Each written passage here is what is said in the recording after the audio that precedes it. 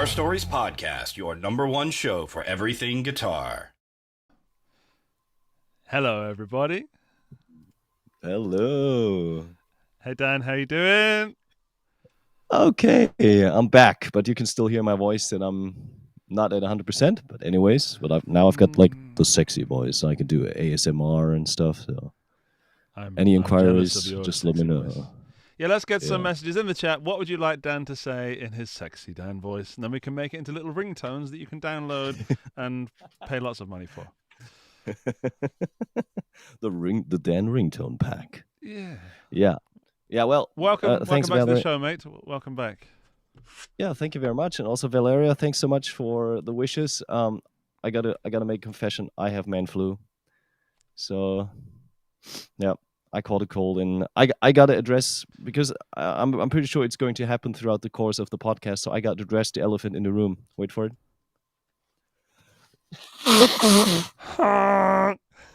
It's me, the elephant. Oh boy, no, it's cool to be back. Hello everyone. Who's there? Batso, Sarang, Valeria, Rafa, Kranar, Fretlock Michael. Gary. Welcome to the show on, if you're watching live, a Tuesday night. I'm glad to have Dan back. I made a mistake last week, which you might have noticed. Dan and I are not in the same room, because last week I said we were going to be in the same room this week, and I was just too enthusiastic and too excited. Yeah, so we're not in the same room, but we shall be next week. Exactly, it's going to happen. It's just like pushed 1 week in the future. So next week we'll be there. You'll be there. I'll be there. So will Henning, in fact. So that is going to be interesting. I think it's the first appearance of Henning in the show. We had like one takeover in the very last episode of season 1. Yeah, but with plenty of other guys. But it will be an interesting experience. Looking forward to that. I am as well. I guess, Dan, you and I could probably leave at some point, and the show would continue without us, and we could just come back and, he'll be all right. Yeah. Well, might be worth a try. You never know. Dan, question: what are you drinking this week? Everybody wants to know what you're drinking. My drink of the day is Fuse tea, which is black tea, peach, and no sugar. So something, rather healthy. Actually, there's a funny thing, because I got man flu last night. I wanted to drink a glass of red wine, and I love Shiraz and all the Californian wines. So I opened a bottle of wine, and it tasted horrible because of the flu. Oh no! So yeah, that was like double punishment, feeling bad and not being able to enjoy fine wine. I don't think we have a sound effect. I'll give you an applause as a way of, bringing your spirits up. Much appreciated. Well, we do, however, I had a good day.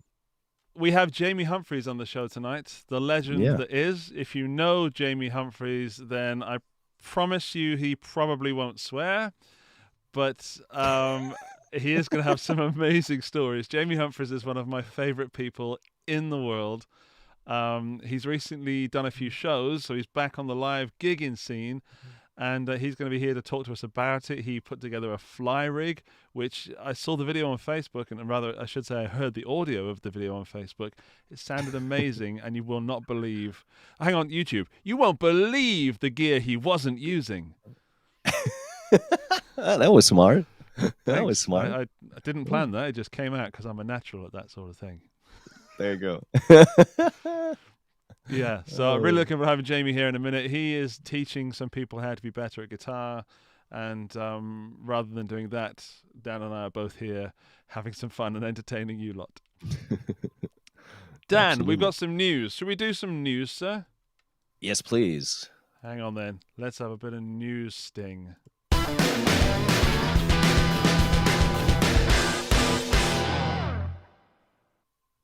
The news. Dan, what is the news? Just today, Guitar Summit has been announced for 2022. Yes. And I think that was like one of the best messages of the day, because with so much bad energy and bad news currently in the press about COVID and being isolated again, another lockdown, maybe in the books. It's just something to kind of look forward to. And they are now started like an early bird sale. So the first 1,000 tickets they're selling for $35. So if you're interested in joining, give yourself a treat, maybe as a Christmas present or something, and be there. If we're able with Ibanez to be there, if the COVID regulations etc. allow for it, we'll definitely also exhibit stuff. And Guitar Summit has been a great show. I think there were close to 10,000 people. They had amazing artists there. We had Paul Gilbert. You interviewed Paul Gilbert at Guitar Summit, right? I did. And he had a secret halfway through. and he had a secret pedal. He had a secret pedal. It was his JHS Overdrive, which I wasn't allowed to talk about, and now I have. Now I have one, sorry, and I still haven't found the time to show it to everybody, including with the FRM 300. So, damn, I love Paul Gilbert as well. There's two people in this world that I love, or more than two, but two of them are Jamie Humphries and Paul Gilbert, and they're both very tall men, which is odd. That's strange. Yeah. You also tall man. I am. So if you need any more motivation to come to Guitar Summit, not that we're getting paid for this, but I will also be there. So if you fancy rugby tackling a tall guy with an afro, then maybe I'm your man. It was super cute last time I went, which was, of course, 2 years ago now. I had a photo where a dad came up and said, "My son and I watch your show all the time. Can my boy have a photo with you?" I was utterly flabbergasted by how cute that was and how awesome. I think he was about 9 years old. He was so into guitar. That was really, really, really cool. It was so such an honor to be a part of his journey. So that was cool. Hope that happens more. Yeah, I mean the last live show was in 2019, so it's 3 years already, right? So it's about time to. Oh, it will be 3 years. Yeah. Yeah, it will be 3 years then. Yeah, so it's about time to kind of be able again to meet others and attend cool workshops and check out new stuff. So really looking forward. So that was like one of the news of the day that really made me happy. Yep. Apart from a significant shipment of guitars that we received today, which we ain't gonna talk about now, but maybe next week. We'll see. Yeah, just a little sneaky peek. I got a sneaky peek of two of them, and I accidentally screenshotted one of them. So don't worry. Just send me money. Send me money, and I shall send you the screenshot. Reddit.com/theguitargeek. Oh yeah. Right. So more news. I mean, we've done enough guitars by now. Surely that's enough guitar news. Probably for the next hour, we could probably talk about the most important news of all. Obi-Wan Kenobi.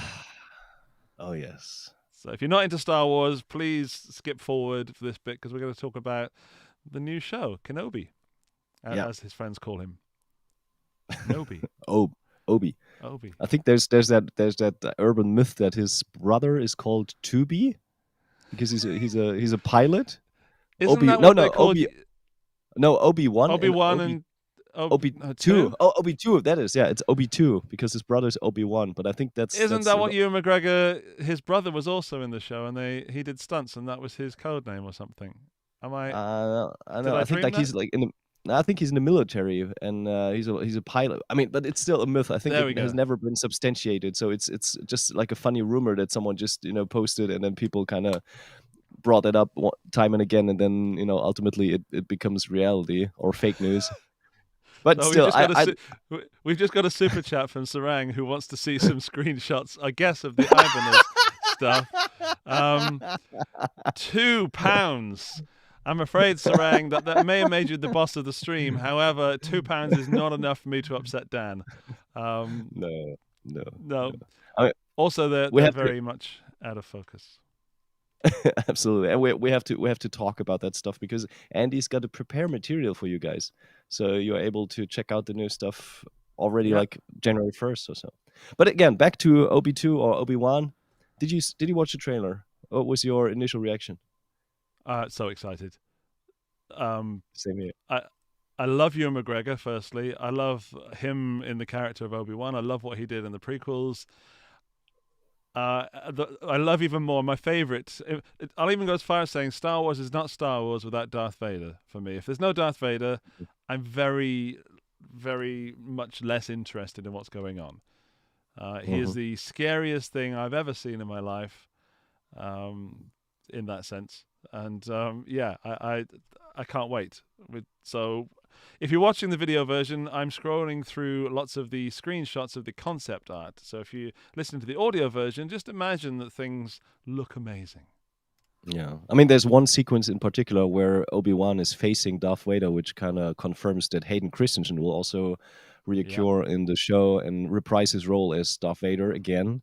And that would be interesting because I think it kind of fills a void of storytelling that hasn't been addressed yet.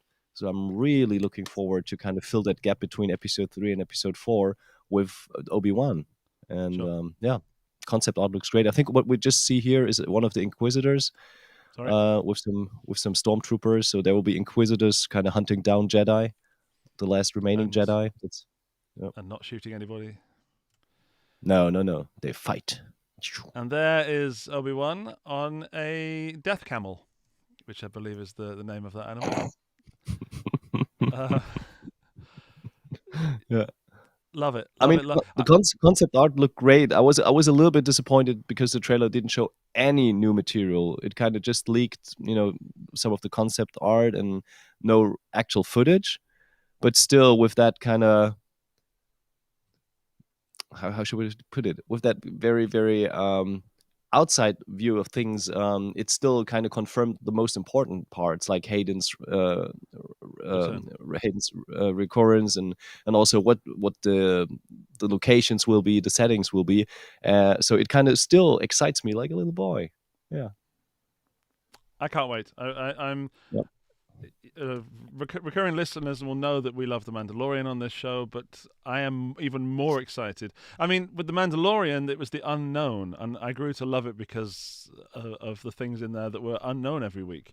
But in this show, I'm expecting to already know a lot about the characters, and especially Mr. Vader. And yeah, I'm excited to be welcomed into something that I'm already aware of, but then I think they're going to shake it up a bit, so you're not just going to run through a weekly, here's Darth and Ben, and yeah. Yeah. I can't wait to see them final dueling again. That was like one of the best parts of the movie. I have the high ground. Angry. Yeah. So angry. Yeah. We were going to show some or talk about some Spider-Man stuff as well, just to keep it way off guitars.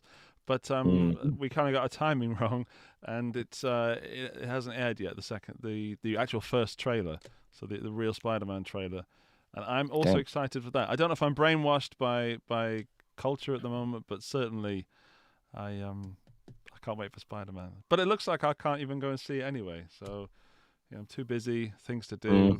Ibanez guitars to unbox, that sort of stuff. Yeah. By the way, did you watch the latest Disney Plus edition, Shang-Chi? Did you watch that movie? I did. What do you say? Formulaic and boring. Oops. Yeah. Okay. I still enjoyed it, but I was like, okay, a bit sick of this Marvel stuff now. It was like, okay, yeah. There's the comic relief. That guy, good guy's gonna win. I don't know. It didn't change the world for me. I did enjoy seeing an Asian superhero, just to mix it up and to be more inclusive. However, as a storyline, I thought, really? Yeah, to me, all the Marvel movies, they are kind of like Assassin's Creed. So it's always the same recipe, but some of them turn out a little bit better and some of them turn out a little bit worse. But to me, Shang-Chi was one of the surprises because I actually liked it. It's not like the top movie, and I'm not sure if I even going to rewatch it, but I still enjoyed it a lot, and I enjoyed the characters, and so it was a pleasant surprise to me. I love the bus. Sorry for any spoilers. I love the bit with the bus. I won't go any further than that. Yeah. I recommend you watch it, certainly, but yeah. Also, I'm going to enjoy now because I've got a review coming up for the Wong's series of amps, which people refer to as Wangs. And now, hopefully, with Shang-Chi, people will actually know how to pronounce Shang and Wong rather than Wang. So a bit more education. I learned something. All right. Just to try and attempt to bring it back to guitars there, almost. Yeah. Perfect. All right, that was a good seg. Shall we go on with the picks of the week, or do we have any additional news? Any additional news? No, let's do a pick of the week. Dance, pick of the week. Dance, pick of the week. Daniel. Hey, Danielson. Yes. What is your first pick of the week? Hi. The first pick of the week is actually the newly announced Epiphone Billy Joe Armstrong signature Les Paul. And I like that Les Paul Jr. because it's a kind of reissue or a budget version of the original Gibson one. And that guitar is pretty much sought after already, which is also a good investment if you own one, because it kind of has skyrocketed in price. And now, just as of today, Epiphone has announced Epiphone has announced the Bill Johnson signature. But here's the funny thing: it appeared first on Trogley's YouTube channel. That's what most of the people thought, but that's wrong. 2 days before that, there was actually a video of a guy playing some Green Day songs in a local music shop when they were unboxing the guitars.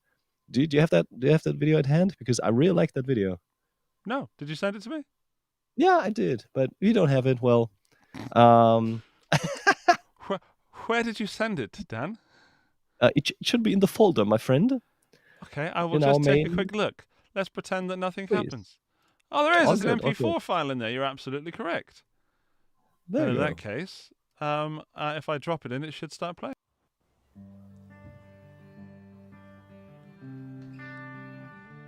Well, it doesn't stay in tune very well. I think that's straight out of the box. String's not even stretched. But that case is pretty cool. Oh, yeah. The leopard.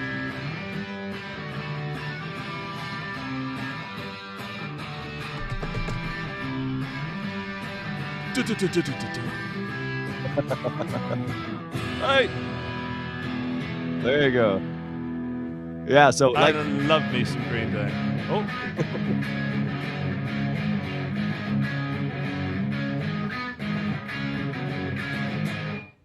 Can you imagine, before you go start, imagine they unboxed it. They're pretty sure they're the first people in the world to get that on the internet. Imagine how fast they wanted to make that. They didn't even bother tuning the guitar. Quick! Who knows some kind of Green Day riffs? Quick, just jump in front of there. Hold the camera. You, play it. And then they put that together and they threw it online. The pressure must have been immense. The sad thing is it didn't even go viral. I think it's got a super small amount of views. No way. Yeah, it does. It does. Let's change that. Have you got the link to that? And I'll we can put it in the chat. It should be in the video. It says in the very beginning. Because we're such a powerful podcast. Yeah. We'll send them thousands and thousands. You. Yeah, I'll provide the link later. No problem. But so Jason Carter wants to talk about the leopard print case lining. Yeah. Don't we all, Jason? We got some more pics. Let me just get rid of that video somehow. How does one do that?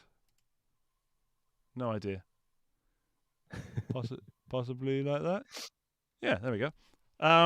Yeah. So that's your pick of the week, number one. Why? Why is that pick of the week, Dan? No, because I was surprised that Epiphone released that guitar, and I'm a little bit torn because on one side I think $750 is a little bit steep for an Epiphone Junior.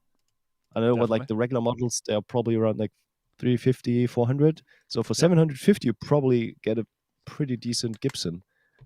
So and also if I was in the market for an Epiphone guitar at that price point, I'd probably gravitate towards a like standard or custom, rather than such a very plain guitar with no carved top, etc.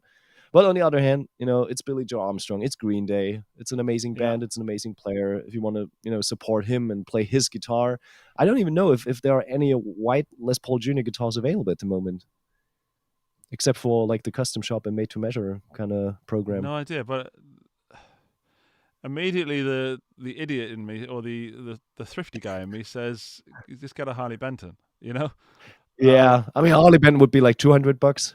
Yeah, so it's 250, definitely under 3, and Yeah. if you're into that sound and that look, then I don't see why you wouldn't get a Harley Benton or a vintage, for example. Yeah. But if you're into Green Day, that's kind of a collector's.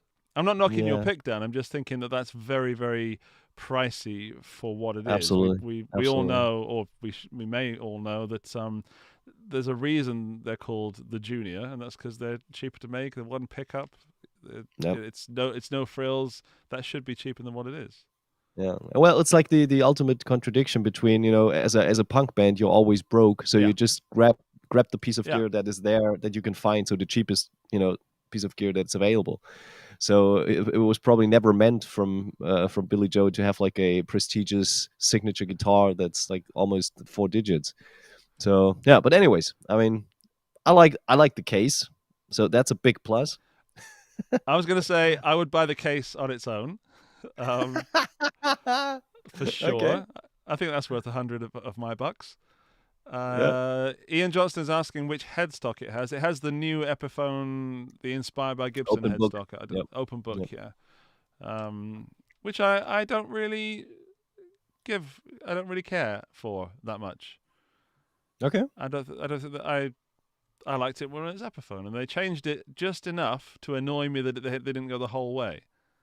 That's a terrific finding, actually. I was like 2 or 3 years ago, I was having a similar conversation internally here at the company, and I was making that statement that I thought that Epiphone sales would increase if they changed to a more attractive headstock, like the original Gibson headstock, or at least a Gibson-like headstock. And while I cannot comment on sales in general, because through COVID everything has kind of skyrocketed to some degree, I'm still liking the new head shape much more than the previous headstock, the broken edges Epiphone headstock. Oh, really? Yeah. I respectfully disagree. I can live with that. Good. We respect each other. I wouldn't kick it out of bed, but certainly wouldn't spend $750 on it just because it's got that headstock. Yeah. I mean, I think it's a mahogany set neck guitar, so it's no Meranti or Nayato or anything. Oh, It's okay, no okay. mahogany substitute. So got to give props at least for using like real mahogany neck. What's the fretboard? I think it's Laurel fretboard. So at that price point, I would actually have expected rosewood to kind of Yes. have a comeback.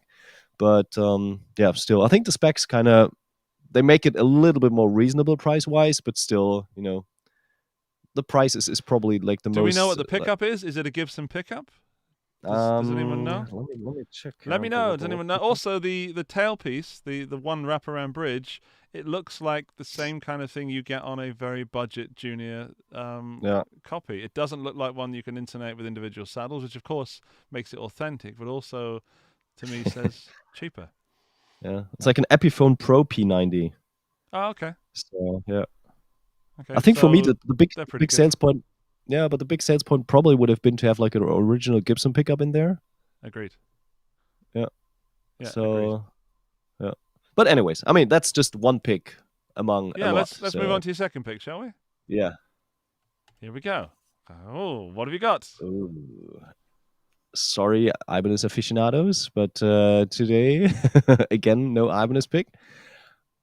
But we have the PRS Mark Tremonti Joe Fenton limited edition signature guitar. And that's a guitar that kind of brought back old vibes because back in 2013, Mark Tremonti commissioned I think he was on the hunt for a new tattoo, and he kind of stumbled across Joe Fenton's art. And if you don't know anything about Joe Fenton, I highly recommend you check out his Instagram channel, Joe Fenton, Fenton. He's one of the he's one of the greatest surrealistic artists, and he kind of brilliantly blends like mythology, fantasy, nightmare kind of images, and kind of merges that into one very, very well to digest like theme or motif. And so basically, long story short, so Tremonti was on a hunt for a tattoo, found this artist, fell in love with his art, commissioned a guitar, and that guitar I think he got back in 2014. It's called the Fenton, and it's like a one-off. It's painted on the front and on the back, and it amazed like everyone worldwide. The video of that guitar already reached 400,000 views, which shows that there's some interest in the audience. And this hand painted one-off guitar was the inspiration for the new series. And this series kind of that's the original Fenton, and that is just amazing. So they took like a regular Tremonti model. That's beautiful. If you're listening to the audio version, go and look at this somewhere. That is amazing. Yeah, there are a lot of interesting motifs. You've got a Buddha, you've got skulls, you've got a lot of fantasy motifs, and also kind of surrealistic, almost Dali-esque motifs, like running Very Dali, eyeballs. Yeah. And he kind of blends all of this together, and it doesn't look too artsy to some degree. It fits. It fits. Yeah, it's not like art for the sake of being artsy or creating art. It's really kind of coming up with something very unique, and that's his signature thing. That's his shtick. Right. And the back of the guitar is also pretty amazing. And I think I prepared some sort of a GIF, so you can check out all the 20 models, because for the anniversary they are selling 20 unique guitars. So there's no one that's like the other. And it's just it's a great collector's item. Neither of us is probably. Do you want to tell people how much they are? Yeah, neither of us is probably able to kind of get it, because I think it clocks in at 15K or 12.750 British pounds. Yeah. Which puts it way out of the league of anyone who would actually play that beast. So these will definitely, just sit in some vaults or some glass housings, or maybe next to the fireplace of a collector. But yeah, I mean, I'm absolutely attracted by the art, and I love Joe's style, and I'm happy to report that if nothing goes wrong, Joe will join the podcast in a couple of weeks. Yeah, so cool I have to jump in there and say that when I first saw these, I really didn't like them. I thought it looked too new metal for me, and too much what it is. It looked like a Tremonti guitar, and it just didn't. I didn't like it at all. And then I saw the red ones, and then a friend of mine, in fact a friend of ours, Dan Benji the masseuse, he wrote to me and said, would PRS be sending you one for a review, because I want to check it out? And I said, well, firstly, do you have the money, the geld? He doesn't, but apparently Sparkasse does. And I had to kind of explain that I didn't, so I had to disappoint our friend Benji. So sorry, Ben, but yeah. I mean, if he was in the market to get a guitar custom painted by Joe, I don't know how much he would charge for doing stuff like that. Let's find out in a couple of weeks. Yeah, there you go. Question, Andy. If you can go back to the GIF, what is your favorite motif? Oh, I can answer that for sure. That one. Yeah, so it's the skull, the red skull. It's one of the red ones. It might not have been that one, because there's a few that I think it's the red skull, which is the one that I didn't like at the beginning. I went full circle around from not liking it to loving it. That is interesting. Because I find it funny, because to me, I don't really like the red ones. I also don't like where it's mixed between red and gray and white-ish. But I like the monochromous ones. The just like the gray, white, and black stuff. That's just like almost all of them. I would love to have them. Put it on the wall. Red and black is my thing. So there you go. Just want to say a quick hello and thank you to Nicole Millick, who is currently in the chat looking at our gear picks. And her favorite pick last week was the Jeff Pro, which is I know, Dan, you were listening because you were ill. It's one of our new currency measurements, which is €500. So that is, let me go. That's 25-ish Jeffs for a PRS. Yep, that is correct. So hello, Nicole, and thank you for filling in. And let's move on, because we got Jamie Humphries joining us soon. Dan's pick number 3 is this. It's a shameless plug. Plug for a friend. Yeah. Martin Miller, he released a preset pack for XFX, Kemper, and Helix today, and he sent them over to me a couple days ahead, and I had a lot of time to check them out already, and boy, they are good. They're really good. But be careful. If you purchase them, these are his presets. So, for instance, he's got a dotted eighth setting, and this is like the end boss for everyone, because if you do that clean kind of picking stuff and you kind of hit one note wrong, it will just everything go awry. So that's like, but the settings, they are so great because usually I'm having a hard time finding Kemper profiles that I really like. And usually I can tell that I like them once I start making music with them and not just noodle around. When Right. start to Right. write a song or write a melody. And this is what happened. Martin has a beautiful octaver on that, and I played some kind of Nirvana, and then kind of went from there to some other melodies. And that was after like 15-20 minutes. That was when I figured, whoa, these presets are pretty good, because I actually don't even think about the actual preset. I think about the tone, and I think about making the music and creating melodies. So yeah, hats off. Great preset. I think they're available on his website, martinmillerguitar.com. Highly recommended from my side. It's a very good preset pack. Thanks for the shameless plug. But it's an okay You're shameless welcome. plug, because he's a really nice bloke and they're really good according to you. So why not? Yep. Shall we proceed all with right. your picks of Let's the week? proceed then? with my picks. Yeah. Here we go.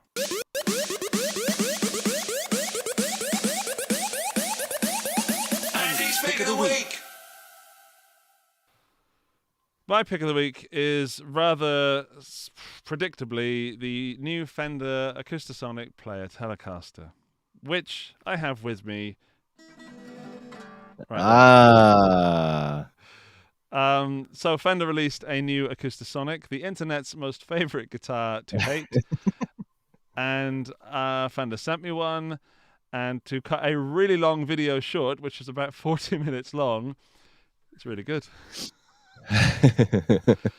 The Affordasonic, as I've named it, and as I said earlier, Dan Fender really missed out on the trick in not calling it the Affordasonic. If I worked at Fender, things would be different. They probably make less money, but things would be funnier.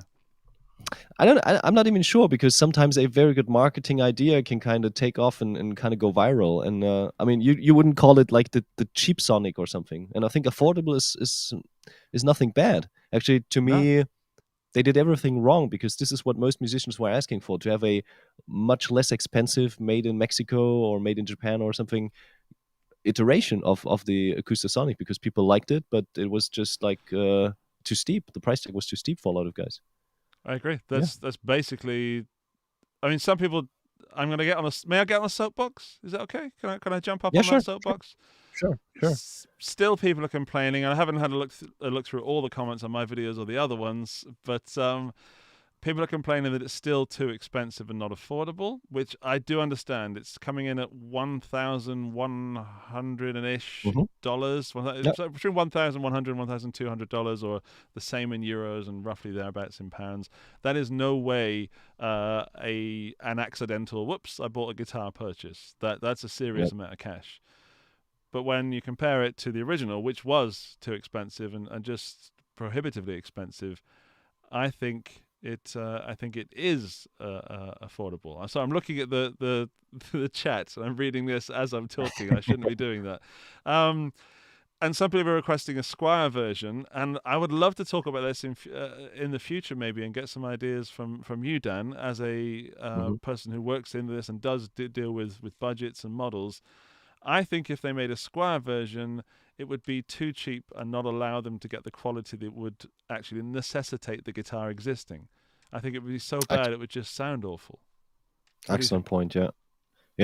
Well, I think there are a couple deal breakers when it comes to kind of turn that into a budget guitar, because firstly, I think the pickup system, they're using their proprietary pickup system and a what's the other pickup, piezo, and a magnetic N4 pickup. Yeah. So the pickup system itself is kind of already pricey, and once you kind of budget that and kind of try to make it much cheaper, ultimately tone will suffer. And you can always argue that piezo tone is not good, because it's piezo, but there's still a discrepancy between a good piezo pickup and a bad one.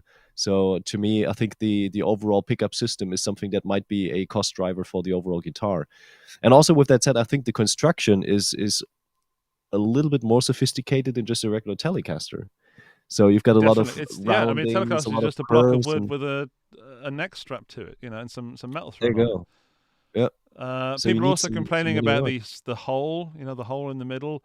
As far as I can believe Fender, it's necessary to make that small, thin body sound bigger. Yeah. I don't know if that's true, but it certainly makes sense knowing guitars and knowing if you put a standard just cutaway hole on that, I don't know, it wouldn't allow the tone to flow out, Dan, to put it in terms that we guitar players can understand. Okay. Yeah. I believe. Yeah. So on And screen also, I now mean, is the one that I have. It's all right, the Sunburst. it's what have they called it? It's not Sunburst. I was calling it Sunburst, but is it? Oh, I can't remember, but it's some ridiculous name. Crimson Red Transparent. Could that be? I've got to play acoustic. I've got to look it up. It's gonna kill me if I don't. Acoustic Sonic. There it is. SB. It's not telling me. Oh dear. Someone look it up for me. Shadowburst. Thank you, Sarang. Sarang, you are a legend. Shadowburst. I get it. All right. I get it, but it's yeah. Yep. No. I did promise that I was going to play Wonderwall, so I'll do that in a minute. But Lovely. I was a you're little bit welcome. disappointed that you didn't do it in the end of the video. I was so expecting you to hear Wonderwall. I kind of double guessed. Yeah. What I do have is I have a nice little video. Do you want to see this nice little video that Fender put together? There's no sound, Sure. but hang on. Okay. There we go. Watch this. If you're watching the live version, look at this thing. It's all Ooh. sparkly and chromy and cyberpunky almost. And then, oh my goodness, it's an acoustic. So, yeah, I think Fender are well up on their little animated little video things. That's it, by the way. There's the back of the guitar. Again, if you're watching the video. It has a 9-volt battery rather than the USB. And as a plug, go and watch my video. Okay? It's I don't want to reiterate what I've said there, but I think I did a really good job on the video in terms of detail. The rest I'm not sure about. But in terms of detail, I played it through a tube amp. I played it through the Boss Cube Street 2, which, Boss, congratulations, that's a freaking great amplifier. I played it acoustically against a Taylor. I played it with a mic, mic'd it up. A lot of people are going to find this guitar confusing, Dan. And it's very easy for me to, say that because Fender sent me one and paid me to make a video. But I believe, hang on, I'm trying to put the one that I like. There we go. That's on screen. I believe in the right context, this is the perfect instrument for some people. And as I said in my video, if you're a looping artist and you want to lay down loops of different textures and actually have a lead tone, it sounds great. It sounds and feels great.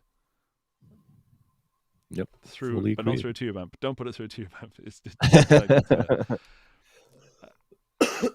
Put it through a PA speaker or a small little FR or something, or whatever you've got, with some reverb, and you'll have a great little setup. It's a bit more expensive than something you could just experiment with.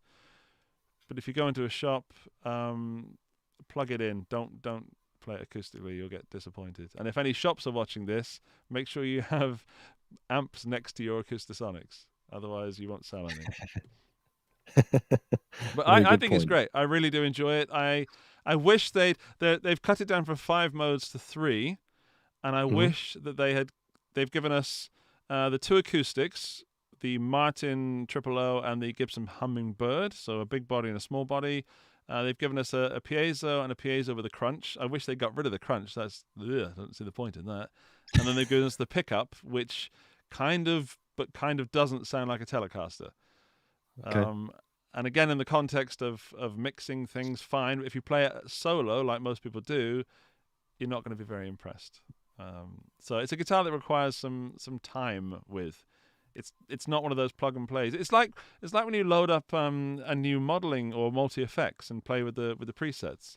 Some of them you're going to like, some of them you're not, and then you need to get into it. So, but you don't never judge a multi-effect pedal just from the presets, because the default settings, they're always like exaggerating everything.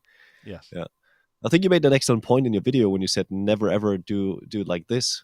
at the very end where you say, it doesn't sound like a proper acoustic, or it doesn't sound like a tele. I don't think that's the point for that guitar. I really think it's a tool for creative musicians, for people that are busking on the street, for people that play in a band situation, have to go from lead tones to acoustic tones, and ultimately that's all you could wish for if you have an instrument that's even more affordable and provides with a lot of tones. And I was impressed to see the construction, that they went with a full mahogany body and a Sitka spruce top.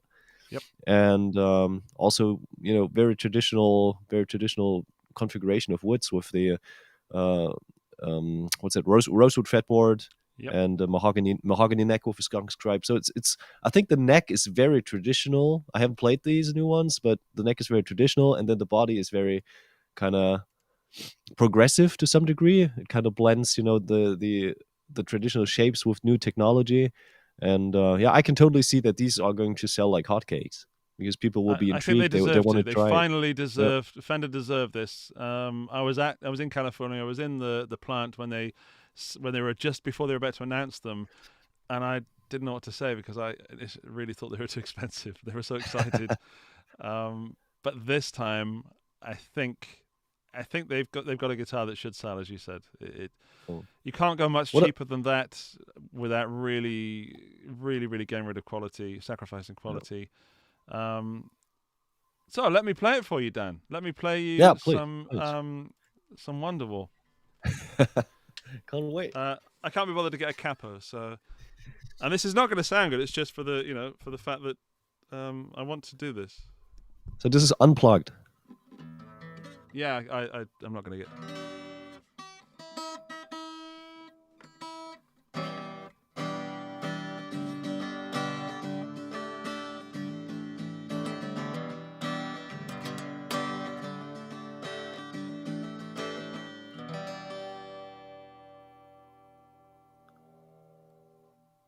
Thank you. You're welcome, Dan. You're welcome. Yeah, that's everything you need on the couch. Yeah. Where's the super chat, guys? Where's the super chat, guys? Where's the super chat? Make up for the fact that I'm now demonetized. But that will be my busking guitar now, Dan. I have the Cube Street 2. I've got to make some videos. Got to do it. I see no reason to take any other guitar than that. That's how impressed I am. It's wonderful. Great fun. What about the frets? Are these rather small and narrow, or are they a little bit bigger? They're, I'd say, what you'd expect on an electric guitar, medium-ish. Medium-ish. They're not like on a dreadnought. Maybe I could bring it with me when I come and visit you next week, Dan. Yeah, sure thing. I need something to play around. There's probably not enough guitars to hang around with. But apparently if I played Wonderwall, lots of ladies were going to fall at my feet during this live stream, but it's not happened yet. So it must wow, what a super chat. Oh my goodness. They made. Thank you, April. I take it back. I don't know why I bothered learning more chords than those 4. I didn't even sing. Thank you. That's very kind of you, April, and I will put that towards some kind of party gift for Dan, Henning, and myself for next week. Ooh. Yes, I don't know what that you're on be. the spot. Yeah, just that times when I say stuff without thinking. That's what that was. What I mean is, like, I'll buy you a drink out of the vending machine to keep us going through the show. That's what I'm talking about. That's the thing. Drinks are free here at Meinl. So there's no vending machine at all. You can just. Well, the offer was there. I just have to keep the money now. Then. Oh well. There goes the money. Oh, ice cream. There you go. I can't. I'm lactose intolerant. Lactose intolerant ice cream? Is there such a thing? I think so. Can we eat ice cream on the show? Is that allowed? Sure. I mean, I really wonder where Jamie Humphries is. I mean, but hang on. Does Jamie have any concept of time? Because he's not here yet. I'm going to call him on FaceTime and see where the heck he is. Hang on. All right. Excuse me. I might have to mute my mic because he might call me a naughty word. Because that's he doesn't swear all the time. It's funnier when he does. He has a certain way with words. Has he fallen asleep on the couch because he's a very tired little boy? Oh, Jamie.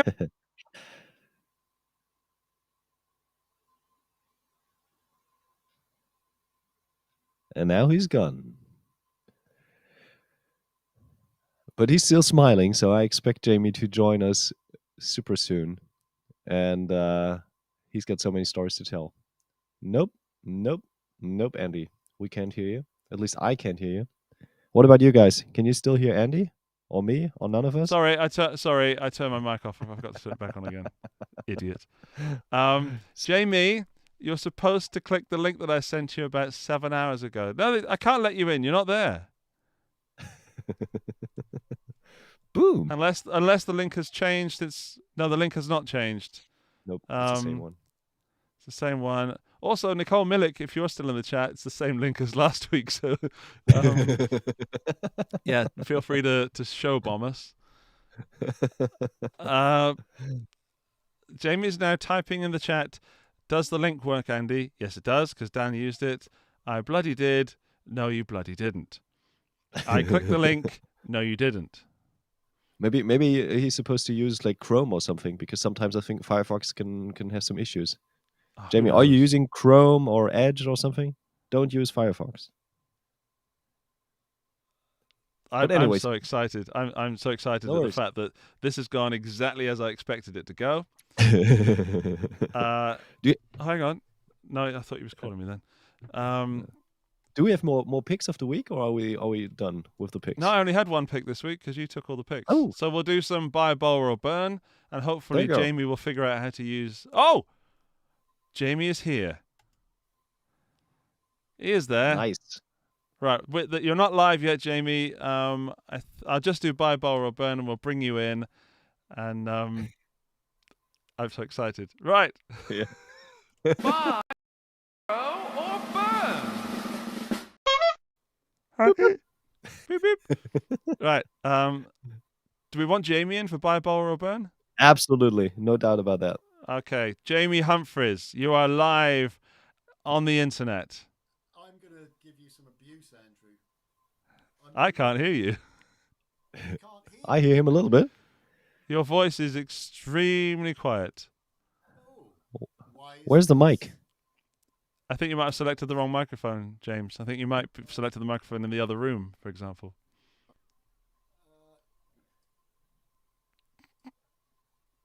Da-da, da-da, Is that better? Whoa, there Much he better. is.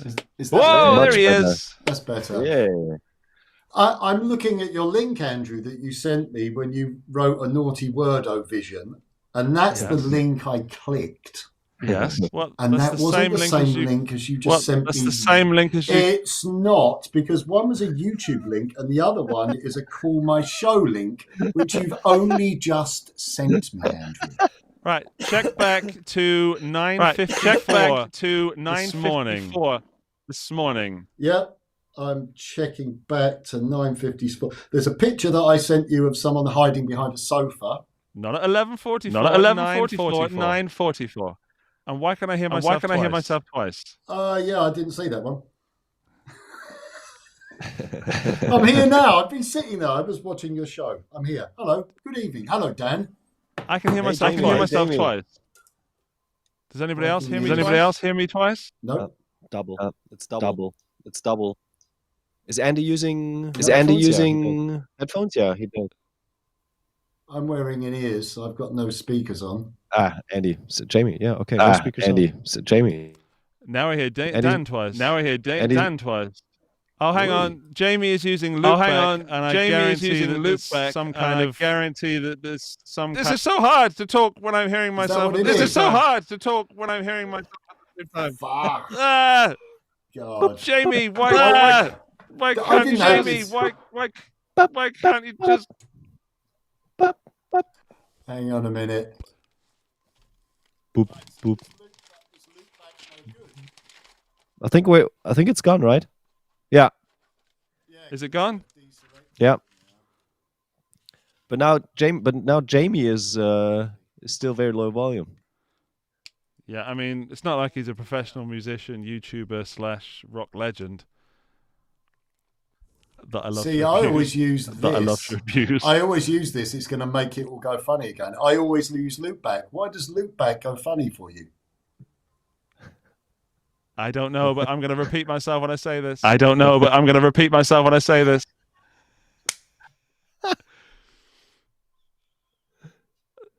Martin Miller's dotted eighth patch in action. Yeah. It works fantastic. Frère Jacques, Frère Jacques. Oh, it doesn't work. He's turned it off. Right, he's fiddling around. Whilst he sorts that out, and you get not just one Dan, but two Dans and two Andys, we'll talk. Oh, Martin Miller's in the chat. Hello, Martin Miller. That was your patch in action. Buy, borrow, burn. You have to buy something, you have to borrow something, you have to burn something. All right. We have 4 picks, so one of them also has to get ignored. We've got Martin Miller's preset pack. We've got for Kemper, Helix, and Axe FX, if I'm correct. Is that right, Dan? Yeah. We've got the Billy Joe Armstrong Epiphone Les Paul Jr. We've got the...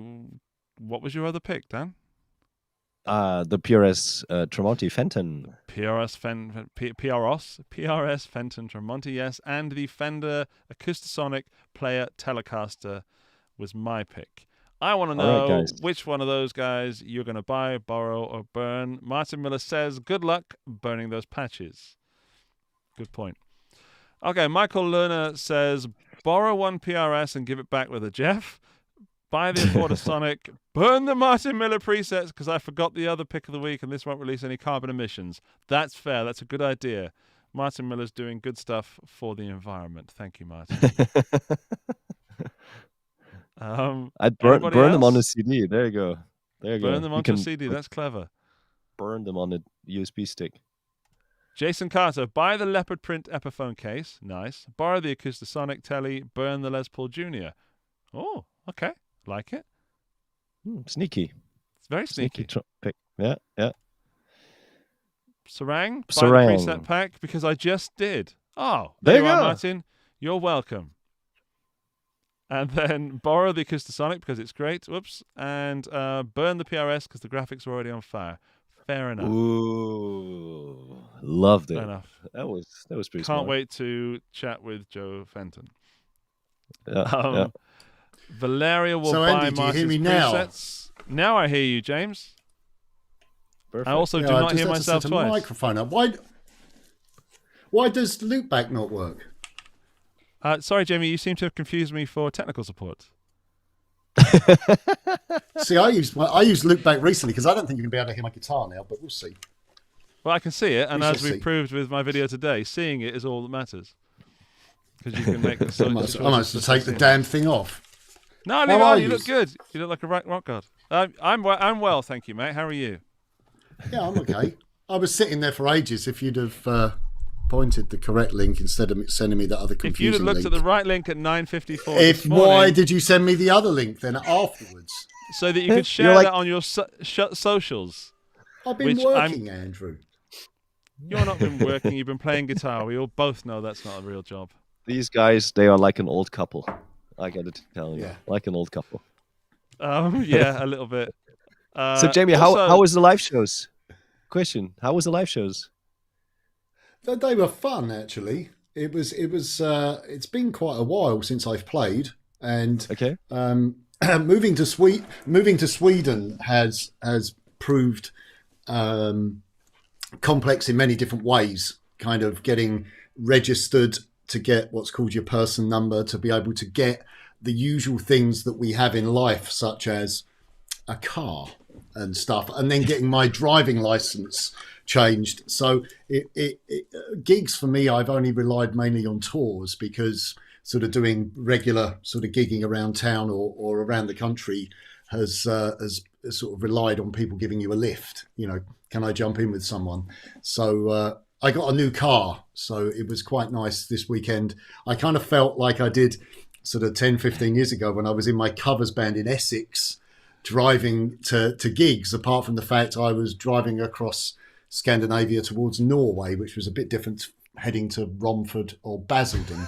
You won't know those places, Dan, but Andy is smirking. because but it was I'd rather nice. be driving towards Norway. Yeah. So the first gig was a little bit odd. It wasn't really the correct sort of venue for us. I haven't played live in 2 years. I'd forgotten how to play with a sixpence piece, which was a little bit odd. So it was interesting. It was kind of nice. Plus, we had a substitute keyboard player that night, and we didn't rehearse with him, and he had to do the vocals. He was amazing, though. So it was okay, but the sound engineer was a bit iffy, and he put my guitar, my effects out of phase. So my guitar sounded odd until I think the third to last song. But then the second night was more of a corporate Hang event. on. Before you give us a second night, tease this with the first night. Let's do our buy, borrow, or burn, and then we'll bring you on properly, because I want to know about the second night, because that was the corporate night, and we've given you. It's called a tease in the business, Jamie, where you give them a little bit, but you don't give them everything. You know, just the first night. It's a bit like a night out with you, Andy. It is just a little tease. Did you see the gear picks that we had, Jamie? When? I saw that really weird looking Fender thing. What was that all about, Andy? Only you would like that guitar. This one? That's so weird. Why do that to a Telecaster? At least I'm not playing one that a bloke made with his dad. So did you see the gear? We had all those things we talked about. People have guessed. You have to buy, borrow, or burn one, which is like I'm just going to burn that telly if that's all right. Okay, you can burn the telly, right? Fair enough. Yeah, you're burning the telly. Which one are you going to buy? Which one are you going to borrow? Well, what were the others? Because I didn't see those. I came on when you were doing the telly. All right, Epiphone, Junior Les Paul, Billy Joe Armstrong from Green Day. I better not burn that. You can't. You've already burnt the telly. No, I said I better not burn that one. Yeah, exactly. Exactly. Don't bite the hand that feeds you. And what was the other? Dan also had the Martin Miller presets. Martin Miller's in the chat, so be careful. Well, but never do that to Martin, because he's much better musician than I am, and a lovely man. Yeah, I think all three of us put together, I would say. Yeah. Although I'm not bringing much to the party there, to be fair. What else was it, Dan? What did you choose? Again, the PRS. The hand-painted unique PRSs. Yeah. Oh, I saw that. I did see that. Wasn't really you a got to guitar, buy one, you got to it? borrow one, James. Well, I'm going to burn the telly, because I play a pre-CBS telly and that thing looked all wrong. I don't really need another Les Paul. Okay. That PRS looked more like something you'd hang on the wall in a dentist's. And so I think I'll go for the Martin Miller presets for my Helix. Okay, and then which one are you going to borrow? One you could just take, have a little noodle on and give back. Ooh. PRS or Epiphone? Probably the PRS then. I'd borrow that just to see what all the fuss was about. Yeah, all right. But I like it. I think so, yeah. I'm going to guess for Dan now. Hang on, Jamie, just to make you feel like you're on stage again. There you are. Now you're in the chat. Dan. So cheesy. Dan, I'm going to guess for you, mate. I'm going to guess that you would buy the Martin Miller presets because you'd support your mate. I'm going to guess that you'd borrow the Telecaster and you'd burn the PRS just to get this over with. Interesting. I don't think so. No, I think it's the other way around. And I got to cheat because I already own the presets, because Martin kindly already sent them to me, so they're already out of the equation. So then I would borrow the Acoustasonic from you. I would burn the Epiphone, and well, that leaves the PRS. If I had the funds, I'd probably purchase one of the Fentons and just hang it on my wall, just to look nice as a piece of art. That's fair. Yeah. All right, now it's your turn. Acoustasonic, that's definitely the buy. I'm pretty sure about that. I don't know. You probably burn the PRSs and borrow the Kemper presets, because you got to borrow the Kemper from me as well. Yeah. Yeah, go on then. Just so I can burn a £12,000 guitar, just to annoy my friend Benji the masseuse. Yeah, and then and then send him the leftovers. Send him the ash and bits of metal. The ash and Yeah, I think that's fair. Honestly, I'll be honest, I wasn't that invested in Buy, Borrow, or Burn this week for some reason, because Jamie Humphries is here, and I feel that we should talk to him. But yeah. But I would genuinely, had Fender not sent me one, I would have probably buy the Acoustasonic for busking, because it's very, very versatile. And it would annoy old people and boomer guitar players. Speaking of which, time for our guest. Yeah.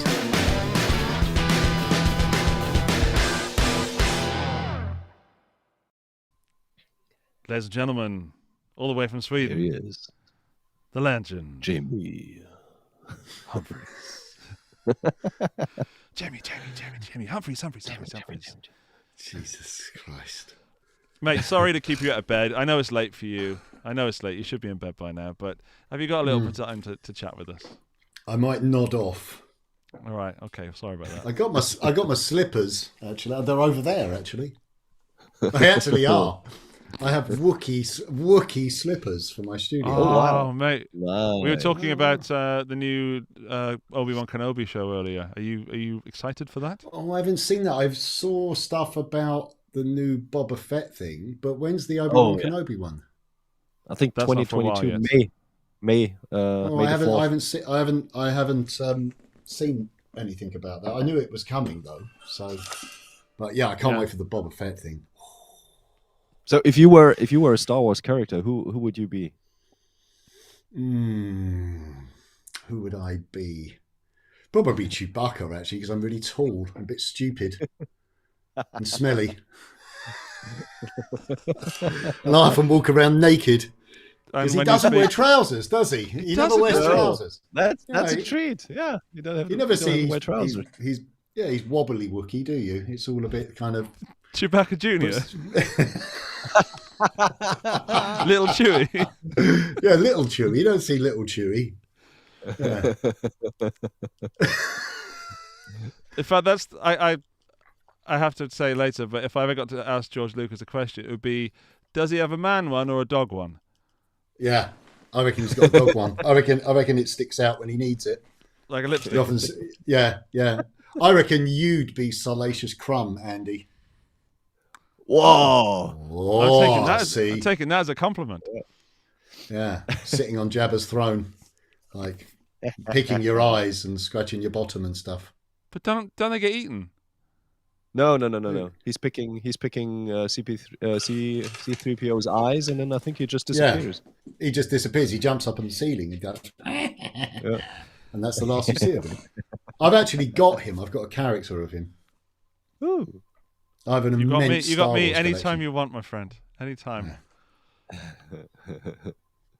So, you teased us with your first night, and you said your guitar sound was all naff because of the phasing. Yeah, What it was a little happened bit on crap. the second night? Second night, I changed things around a bit. I've been trying to emulate the Brian May sound because these are obviously Queen sort of gigs, Queen-esque gigs. I'm stuck playing Queen for the rest of my life. But it's not like a tribute band, although sometimes I wish it was, because me with slightly longer Andy hair on stage would be pretty funny. But we just play the music. It's like a corporate band with a few friends over here. And so what I've tried to do the wet, dry, wet thing, which does work, but it can be a little bit troublesome. So I changed things around, just went stereo. I messed around a little bit with my IRs, and we had an incredible sound engineer who's toured with people like Robin and other artists. So he was really good, and he really got it. And I had great in-ear sound, and it was a really good event. So, and we were up in the Swedish mountains, and it was very nice. It was really good. So it's kind of nice. It felt good to be sort of, as I said, kind of fully fun. Sorry. What? Occasionally I have to blow my nose. What's wrong about that? It was the way you just... That was amazing. The way I you was thinking just sort of dipped off screen. It's not. It wasn't very subtle then, was it? We could still hear it. You might as well just done it on the screen. I wondered what. I thought he had some kind of comedy hooter or something.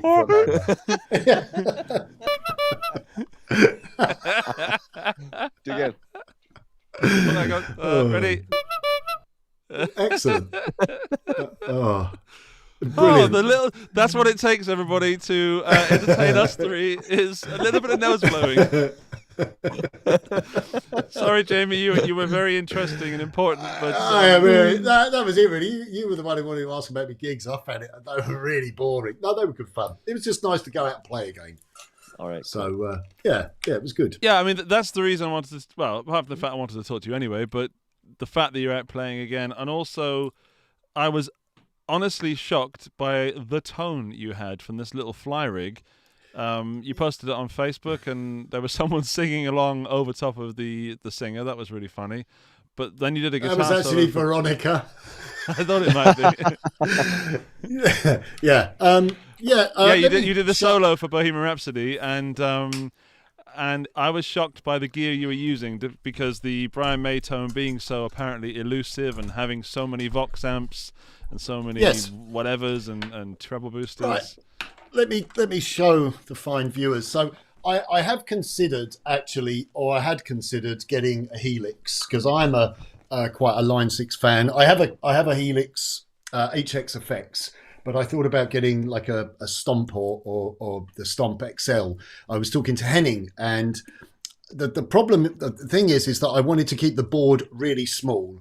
I have got like a few pedal trains and thought about using my preamp and all the bits that I use and using the HX Effects, but then I was like, well, no, because it's a bigger board, and I kind of like the thing of just having a shoulder bag with this tiny setup. So that is my live rig.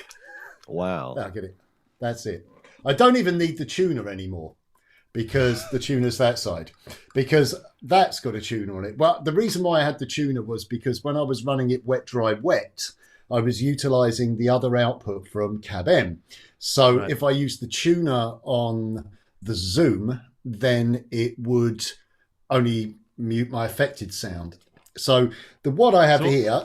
what are you running from the... You've got the Boss TU2? Yeah, I've got a TU2 which has a 6 on it because, believe it or not, I've left this on as a souvenir. Brian May borrowed my tuner for a whole tour. And they didn't have another tuner for his 6-string acoustic. So they were like, "Oh, you've got one in your spares box. Can we borrow it?" I was like, "Yeah." So it had on the side stage, on the tech bit, there was one with the 12 on it and one with the 6 on it. So Brian May used this tuner. It's had Brian's notes flowing through it. Did he play it? This has had what we created. A love of my life has flowed through the circuit of my Boss TU12. How about that? Yeah. Hang on. Let's just. Oh. Did you hear it? I did. I felt it.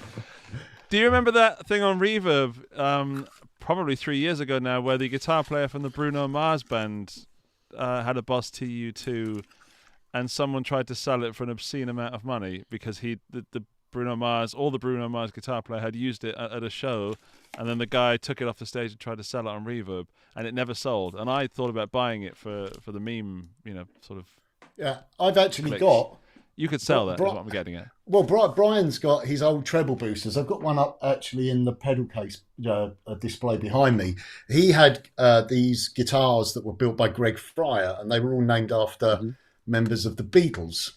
And I can't remember which one it is on mine, but I was doing something and I had a different treble booster, and Brian was like, "What's that treble booster you're using?" And it was this one. He went, "Use one of mine." I was like, I haven't got one with me. So they pulled that out and gave it to me, and it's got the name of the guitar. I think it's John or Paul or something written on it. So I've actually got one of Brian's own treble boosters over there. So I could sell that with the... Did you hear it? Yeah, I could sell that, yeah. So but anyway, I don't need that now. What's because next in the chain, mate? What's that 1964 looking thing? This is my friend Danny Gomez. Long before Boss came up with the TAE, he came up with a pedal called the TAE, a tube amp emulator. And they've been around for 10 years now. And I got one off him, one of the original ones. And he actually made one for my daughter as a present when she was born. It's got her name on it, like a signature pedal. And obviously now she plays guitar, so she's got her own signature pedal. And then he did a new version. What this is, it's either like an overdrive pedal that's voiced to be like Brian's amp, but also it's a preamp. So you've got emulated out. You could effectively go straight into the mixer with this, and the emulation is pretty good. It's just an analog pedal. But I'm using the preamp out. I do sometimes use this in conjunction with an amp, with my Rack of Doom. I put it in there when I'm doing bigger tours. And I always use the preamp out. I don't use the emulated out. But this time I'm coming from the preamp out. It's also got a booster on it as well, which is really nice. At the moment, I'm operating the boost by hitting the boost. But because I'm using the air step, I will be able to set that up to not only change the effects on the effects unit, which we'll talk about in a moment, but I'll be able to have actual solo patches. So when I hit it, it goes to my lead tone or my harmonizer sound, and it will engage the boost. So I don't have to do any tap dance. It's kind of genius, really. So we're coming out of that. We're going into the Cab M, and I'm using an impulse response, a Vox Blue, one of the official Celestian speakers, and going into this really cheesy old Zoom pedal. Oh, Lee. Yes. I'm now gonna have to explain that. He's made it public, hasn't he? Lee Hughes has joined in the chat. And he's Jeffrey. Yeah, I'm gonna have to explain that now. Let's come on to Jeffrey in a minute. Let's do the yeah. So I was looking for an effects unit that would do everything, and I discovered I had this in my pedal drawer, and it's got everything on it. So what is it? The Zoom what? Zoom multi-stomp. What is it? The MS70 CDR. So it's the chorus, but it's got compression and it's got reverb and harmonizer. It's got an intelligent harmonizer. So for things like I Want It All and other tracks, you just put in the key and put the interval that you want. And I'm like, this is in like £100 pedal. So I have that, but the issue that I had was beforehand I was coming from the XLR for the dry sound and coming from the 1/4 inch into here and having that 100% wet. But I scaled it down. I come out of this and I just blend the effects onto the emulated sound in stereo, so chorus and delay and whatnot. And that's it. On the guitar, so there's the air step. So I'm using that. Yeah. To switch. So the air step is it MIDI and Bluetooth? Which one are you MIDI. using? This is MIDI and Bluetooth, but I'm coming out of the USB because there is actually a setting within the app on the iPad for the MS, the multi-stomp. So I had to do a little bit of tweaking. Actually, Perfecto helped me set it up because I was swearing a lot, which is unlike me. Very unlike Perfecto helped me set it up. So that switches my patches. And as I said, you can set up one of these foot switch out to switch the preamp, the boost on the preamp as well. So I could go like that and change effect and engage the boost instead of having to do double stomping. So this has been a real game changer, this little pedal. Really has. I sort of thought, what use am I going to have for this? And now it's an integral part. Yes, I could have done all of this with a Helix, but I have got so much gear. This works. It'd be such a shame. Yeah.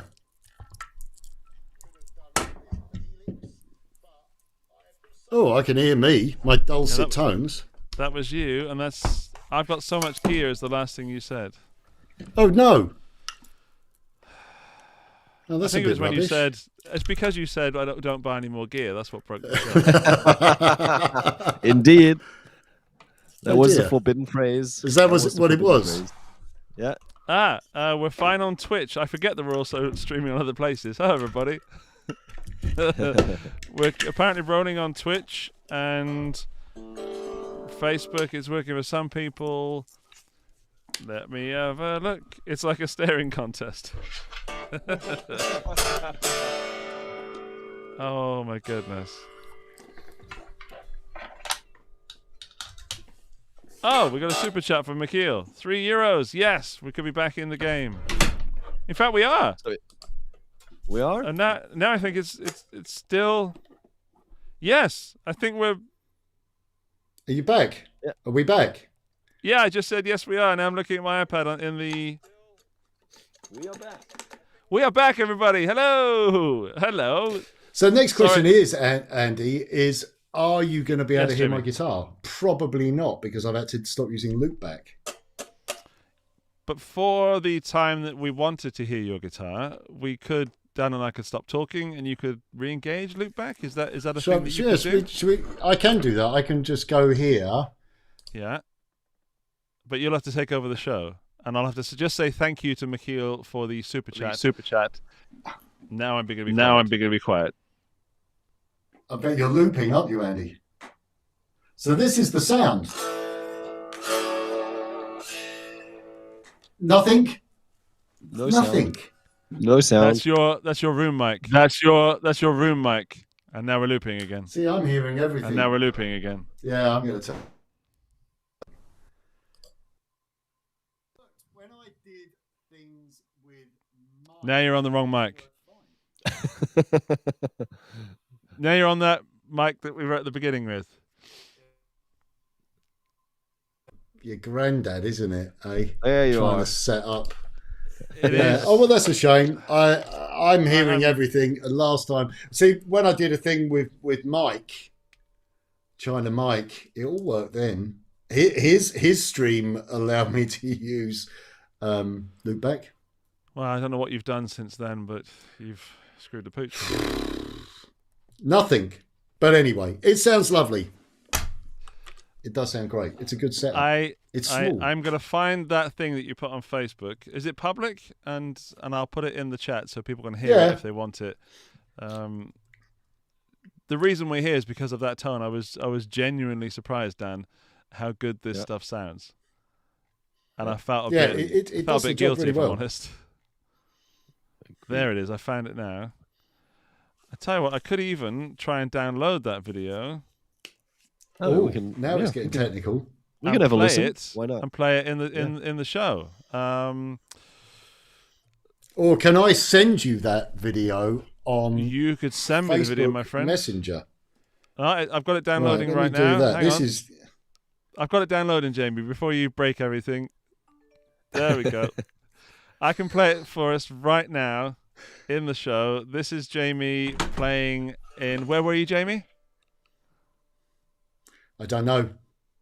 In the world somewhere.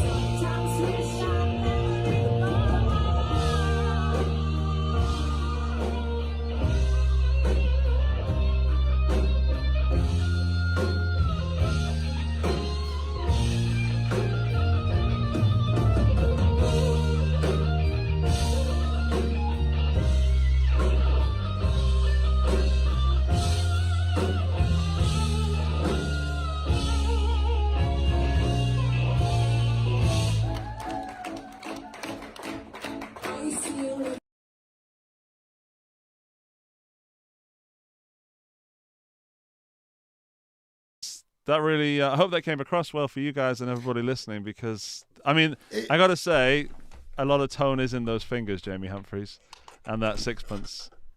It's all But in it the sounded sixpence.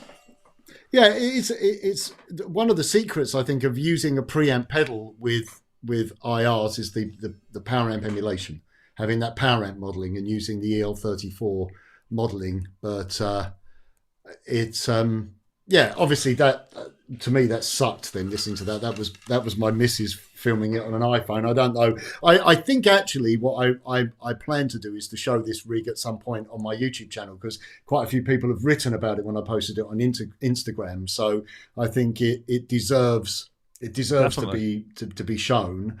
It's quite a cool little setup. And the other great thing about it, obviously, as I said, I can eliminate the tuner now. But say, for instance, I'm not doing like a Queen cover band gig. I can use a different preamp pedal, and I can put a stomp box. Another TAE pedal is the Dirty Boy pedal, which is based on the Blue Saraceno amp, the Dirty Boy amp that Blue Saraceno's father made in the early 90s. And they did a signature pedal for blues. And that pedal, it has like a big knob in the middle, a bit like on Blues's amp, which is like like a variac. But obviously you don't need a variac on a pedal, but it introduces compression, so the sound gets a bit spongier and a bit quieter, so you can drive it. It's quite a clever pedal, and that's got a boost on it as well, and it's got the emulated out if you don't want to run it with IRs. But with something like that, you could run it with EL34 modelling and a Marshall style cab or something, and if you needed to, put another pedal in front of it. So the whole rig can be sort of interchangeable. I like preamp pedals. I think preamp pedals are good. I think they're cool. Ditto. I can't say that, but apparently Klockergarten Talberg. Yeah, it was. That. Yeah, it was. Yeah. It was in the mountains. Valeria knows everything. Yeah, there was lots of. There were lots of all-knowing. lots of cabins, lots of snow, and lots of Swedish people. And is that a band that you play regularly? Do you know these musicians, or was that a one-off? Yeah. I did another Queen thing the other year. My God, all I do is play Queen songs, and it was someone else actually asked me my favourite Queen song to play live. I really like playing Good Old Fashioned Lover Boy or Bicycle. I really enjoy those. Yes. Ding, ding, yeah, ding, I ding, think ding, ding, ding. Bicycle has some really genius parts in it, and I love the kind of the 6/8 middle section with the chords, and I think it's a great song. It's one of my favourite Queen songs. So, but yeah, I was doing a Queen thing in Spain with an orchestra. And there was a friend of mine, Thomas Wikström, from like a progressive metal band called Therion. They're actually quite a big band. And Thomas was singing, but he had a tour with Therion. And this other guy, Patrick, came in, who's in quite a well-known progressive band. The name escapes me, though. And we just really got on. And he liked the fact that I was the first guitarist that they'd ever used who'd attempted to get a kind of ballpark Brian sound. The other guys had played, Ibanez's, no disrespect, but had played, just general rock guitars and gone for a rock guitar tone. They hadn't tried to get like the Brian sort of sound, So he was quite into that sort of that thing, and we really hit it off. And then he wrote to me and said that when we got back to Sweden that he had some gigs, and it's sort of grown a little bit, It's become something. So I don't know. It's just a bit of fun, really. It's not gonna change the world. it's just nice to go out and do some little gigs. I disagree with that comment because it changed mine, and that sounds awfully cheesy and nasty. But I'll go back to it again. When I saw that post that Hanky put through on her phone, it changed my day. I was like, oh, hang on a minute. Thank you. It really did. Genuinely, I thought, okay, maybe I don't need so many pedals, or maybe we should calm down a little bit with the massive rigs and the rack units. I could effectively go out and do Champions of Rock, which is the big Queen show that I do, the big arena one, and I could leave the Rack of Doom here and take that. That's the weird thing, I like taking all the gizmos and toys, but you could have that as a backup rig. Oh, the rack's gone down. Bang, clunk, off you go. So, that would work. I think that, there's the two secret weapons there. The 1964, if any of you guys, I'm going to give Danny a bit of a plug here. Check out the TAE stuff. Tube Amp Emulator. Don't confuse that with the Boss TAE. It's not the same thing. These are little stomp boxes. He's actually doing the 10th anniversary one, which I want to get because it's a smaller casing and there's been some tonal improvements. It's a preamp pedal, but it will work as an overdrive pedal with your amp. And you can also just plug it into your interface or the PA because it's got its own speaker emulator. But running that with Cab M is great. But Andy, you can help me with this. Moore make a much cheaper I shouldn't say that because I like using two notes. But for those of you that, that's a bit of an expensive rig, you could essentially build radar. That's it. You could build radar. something similar, a lot more sort of budget friendly, maybe even. So what the Cab M does, it allows you to plug in a real amp and go in between the amp and the speaker. So you still need to give it a load, but you can go out to the desk or whatever via the Cab M. Yeah. But what you're using it as an IRR loader, yes, is kind of, you're not using the Cab M to its full power, which is absolutely fine, of course. But the radar will do anything like. In fact, there's the new Boss one as well. There's also the ACS one from Walrus Audio. There's many of these IR loaders, but the Moore one is fantastic. Yeah, I know they're quite cheap. I like the kind of studio style effects that you get on the Cab M. I like the power amp emulation, and obviously the preamp as well. You can just stick a pedal into it. There's quite a nice demo of that on my channel, Andy.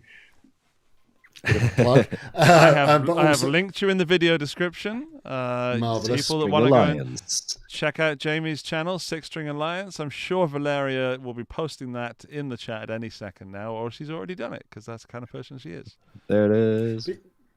But yeah, I like the power amp emulation, or that power amp modeling. I like the EQ, and it just, you can really shape your sound a lot with the. What's the cost of that fly rig, do you think, Jamie? How much? Yeah, well, the TAE is probably about €200 ish, €230. I'm not too sure how much a Cab M costs. 300.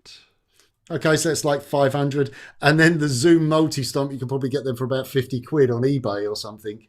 They're not exactly the most expensive pedal. Obviously, I've got the Air Step, but you don't need that. You can have the Zoom set up to A/B, so you can hit it once and change between two different presets. But having the Air Step does, change things quite considerably.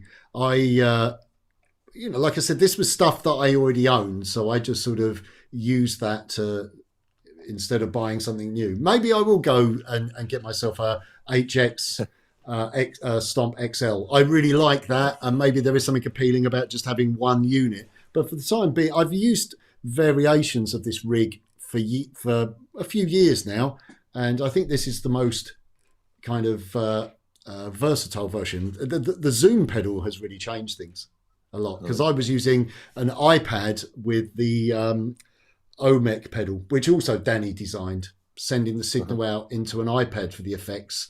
But I thought it looked a little bit crap having an iPad on stage. I was really like, rock and roll vibe.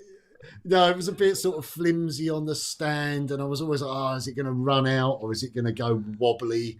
So I wanted to go back to pedals, and I've got so many different pedals. I've got the Wampler Terraform. I've got a really nice old Boss chorus here, actually. Which drawer is it in? It's not that drawer. It's this drawer. It's this drawer. I've got an old CE3 here. Oh, wow. Oh.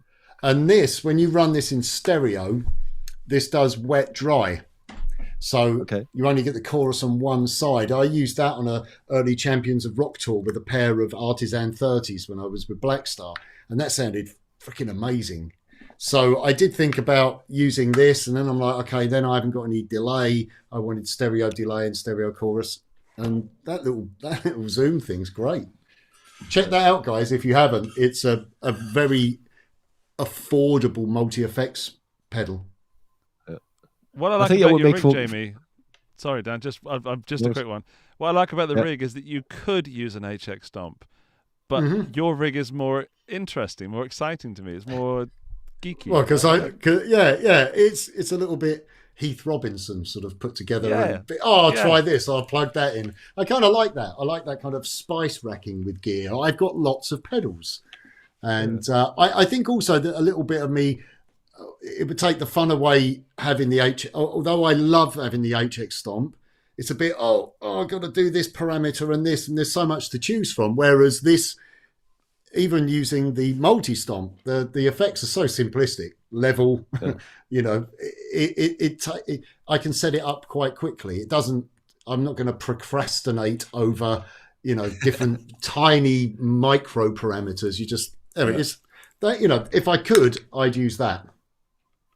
That's brilliant. But like I said, then I've got to try and do I sacrifice and have a boss delay in mono and then have the chorus? You know, there's sort of I've got the delays on the multi-stomp set going from side to side. It seems to work. There you go. I think it would make for some great content on your channel to kind of try to figure out how can you get a legit Brian May tone without busting the bank, and then also do the A/B comparison with like all the bells and whistles, and do like use the Rig of Doom and everything, and kind of try to A/B that. Like, how close can you get even on the budget, even by using stuff from you know, like use stuff from Craigslist or something.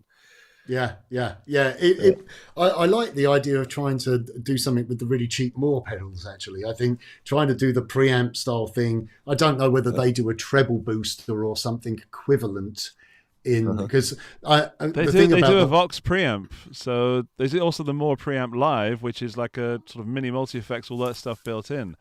And I'm not sure if it has but that would be an interesting challenge for you, as Dan's saying. You know, how like you could have a little series. I'd watch the heck out of that. Yeah, I think the treble booster is such an integral part of the sound. So that's, you know, because it doesn't boost treble. If anything, it rolls off some treble, it rolls off some bass, it boosts upper mids, and it boosts the gain. I think when I turn this on, it's about an extra 32 dB of gain it chucks at the amp. Wow. It's quite a beast. Yeah, as obviously the viewers can't hear this, I'll take this off and show you it. And the other thing is that, like with the Fryer ones, it's on all the time. So to get a clean sound, you turn the guitar volume down. There's the treble booster. That's it. Wow. Yeah. And the way that got a little 9-volt battery in it, or something like this? Little 9-volt battery in it, and the way that the best way to run it is to run run this into the guitar, and then come out of this, the treble booster signal, the boosted signal, and go into your wireless with it. That's how Brian does it. And he tried it the other way round, and it sucked. You come out of the treble booster into the wireless. So you're kicking the crap out of the wireless with like 30 odd dB of additional gain. So that's how he does it. But the way that these are done, these are really shielded.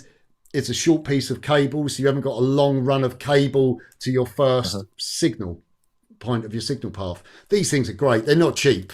That is not a cheap unit, but you know, you can check out the Brian May Guitars one, which is like a multi-booster. I have one there. You can get like the Brian tone from the 70s, 80s, and 90s. So you have a little selector on it. But yeah, when I do it in a more sort of elaborate way, I have a Mesa Boogie Transatlantic, which is like their take on a Vox circuit, and I have that with the treble booster running into the rack, and then I have a Captor X, and I run that. One output is dry, and the other output goes into my effects, and I come out in stereo. So it's essentially the same thing. It probably sounds exactly the same, but it's a lot bigger. Yeah, bigger, better. So can we talk guitars a little bit, Jamie? Because recently you posted an amazing picture of a guitar with some LEDs in the fretboard, if I'm not mistaken. Yes. What project is that? Well, I was signed to Virgin Records in 2002. I'm not going to reveal 2003. I'm not going to reveal this artist because Andy will hunt it down on the internet now and play it in the in the thing. I was in like a crossover sort of I get breakbeaty pop sort of thing, and there was a bit of rock guitar. And I got called to do the session, basically. It's quite a well-known London record producer called James Reynolds. He's done people like Rita Ora and lots of those kind of very kind of hip sort of pop artists, James F. Reynolds. And I did a lot of work with James, and I got the call to go and do that session. So I replayed a lot of these old Blood, Sweat and Tears samples on this song. And then it turned out that I made some why don't you try swapping the arrangement? And they were like, hang on a minute, do you want to be a part of this? So I ended up doing a lot of the promo, the television promo, and I'm in the music video for like a hair of a second. They shot a whole section with us, but it didn't get used, and I appear on a video screen that if a gnat blinked and farted at the same time, you'd miss it. It's like it's the fastest thing ever. But was it called Rocket? Yeah. Yeah. Yes, baby, yes. Yeah, it is, Andy, unfortunately. You gave me enough to manage to. My Google Kung Fu is strong enough. James, yeah. I record. Do you want to know something about my guitar love rig to. for this?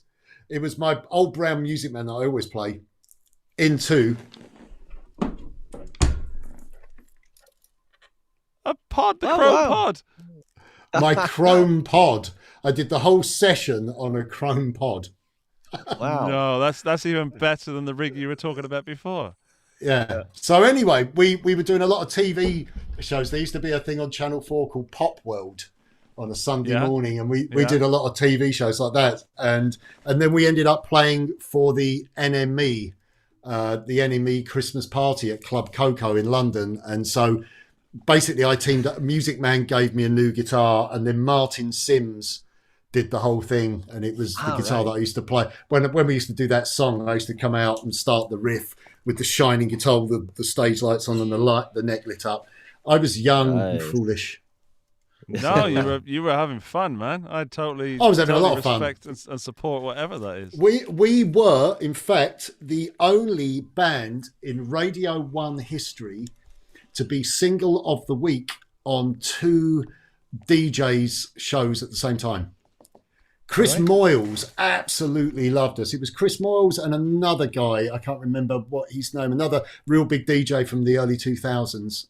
And we were tipped to be number one. I think there was a bit of shenanigans went on with Louis Walsh, because we were out playing. Do you remember there was a show on Sky called The Box where you used to vote to watch your favourite? Do you remember that, Andy? The Box music television, and people used to phone in. Oh yeah, to watch the music video. Yeah, we knocked Westlife off the number one slot. This single was going mad, and it was used as the bedding music on.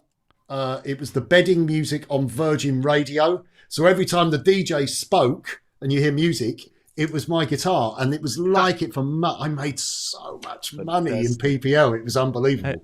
Hey Dan. It was on everything. Hey Dan. Yeah. Do you want to hear it?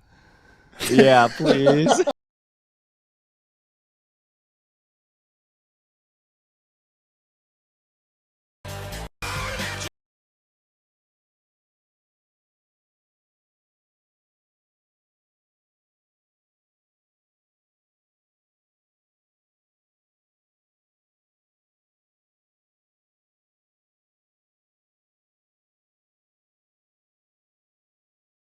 Yeah, that's made my day, because I remember that track, and I love that track, and I also remember Chris Moyles, the DJ, being obsessed with it. That was my morning drive to work. Yeah, he had a lot to do with the arrangement. I was called the natural gambler. What a track! Yeah. Wow. That was my my 5 excited. minutes of pop fame. So that's why I had that guitar, Dan, for doing all the pop TV stuff. So all right. yeah, it's pretty This funny. guitar. Cool. That one. This guitar. There's the one with the LEDs. Yeah, it's a cool music. Have you still got it? Yeah, it's in the other room. Killer. I love it. You got to bring that back. Yeah. Yeah. I want that on 6 String Alliance, please. Yeah, I'm trying that's to a work out showstopper. how to film it, but you'll be able to see all the crap in the other side of my studio. Oh, I'll yeah, be we sitting were in front talking of the about black. it. Yeah. Yeah, I'll be sitting there with it looking all cool with my black background, but then you'll be able to see like piles of stuff and reflections, you know. So I got an idea. I don't know. Go Face on. the other way. Could do. I was actually thinking of using the chrome pod and wrapping myself in baking foil. Ooh, that's unique. That's Yeah, a great I could idea. actually do an Andy afro with like those kind of with wire wool. Oh, that sounds scratchy. That sounds very terribly scratchy. Well, thank you for. I feel young again just for a moment by having that song back in my life, and that was you. That's amazing. Yeah, that was me. Yeah. I I can't believe you managed to stop the video. I used to go, there I am, like that, on top of the pops or something. It was very funny. I used to be a teenager with the internet. I got Paul's skills for life. That's amazing. Naughty Andy. Oh, Andy. Yeah. What? It was the Goonies. You know the bit when One-Eyed Willie they lifted up the thing? Yeah. Sure. Of course. Of course. Yeah. Anyway, One-Eyed Willie. the pirate from the Goonies. Okay, yeah. There's a part in the Goonies where they lift up the eye patch, or Mikey lifts up the eye patch, and you can see that there's no eye there. That's why my pausing skills are so strong. Anyway, did you ever notice the bit in Star Wars when they're about to blast off from Tatooine, and there's that weird creature with the long kind of elephant nose that's following them? Yeah. And he goes, they're that way, and the stormtrooper goes like that to move the guards and whacks his nose. And he goes, doing like that. Watch that one. I always notice that one. You know, they went this way. He goes like that. He whacks the end of his large nose. Yeah. Oh, how ridiculous! I gotta make a note to check that out. Yeah, you got to watch it. Yeah, when they're going about, Yeah. if they went that way, just as they're about to leave to go to the Death Star. Or to Alderaan, so they think. So. Yeah, I think the nickname of that character is Long Snout, anyways. So Yeah, his long snout very definitely fitting. got in the way. yeah, very fitting. Goodness. We've got a hang mutual on a friend in minute. the chat. We've got Warren Hewitt is in there. I was going to say Warren Haynes then. Warren Hewitt is there.